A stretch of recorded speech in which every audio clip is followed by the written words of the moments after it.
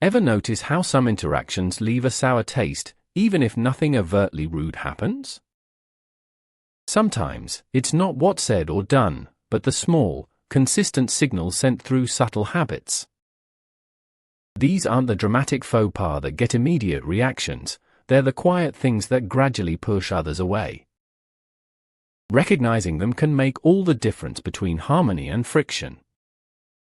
Take interrupting, for example. It doesn't have to be loud or intentional.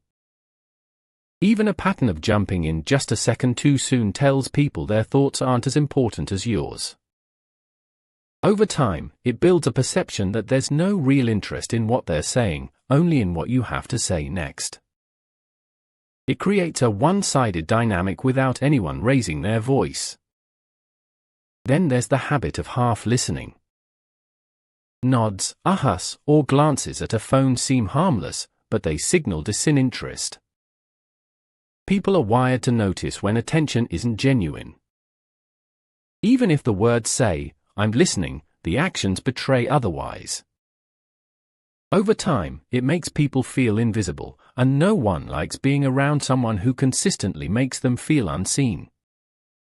Subtle negativity is another. Constantly pointing out flaws or defaulting to skepticism about ideas, no matter how well-meaning, creates an air of pessimism. It's exhausting to engage with someone whose first instinct is always to critique or find the downside. Complaining frequently, even about minor things, signals that happiness is a rarity, and few want to be dragged into that atmosphere. Let's not forget the habit of oversharing too soon. It might seem like a way to bond, but dumping personal details without building trust first can feel overwhelming. The same goes for forcing jokes or humor in every conversation. Overusing sarcasm or trying too hard to be funny can come off as insincere or even grating. Even body language plays a role.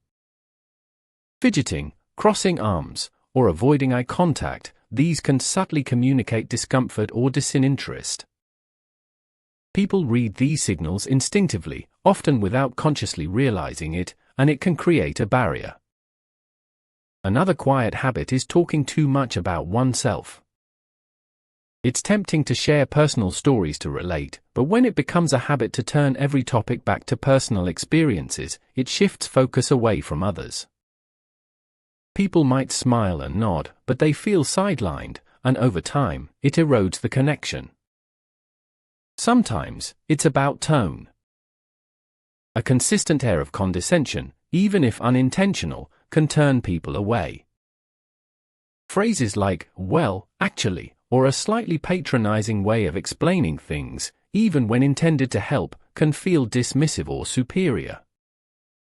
It's subtle, but it can stick. Ignoring boundaries is another. This could mean casually borrowing something without asking, leaning in too close, or overstaying a welcome. It's rarely deliberate, but it creates discomfort that people often don't voice, they just start pulling away. The real challenge with these habits is how quiet and persistent they are.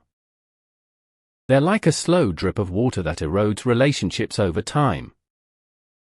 They don't ignite arguments or dramatic fallout, but they quietly make people choose distance. Being mindful of these subtle signals can transform how others perceive and respond. Connection thrives on awareness, after all.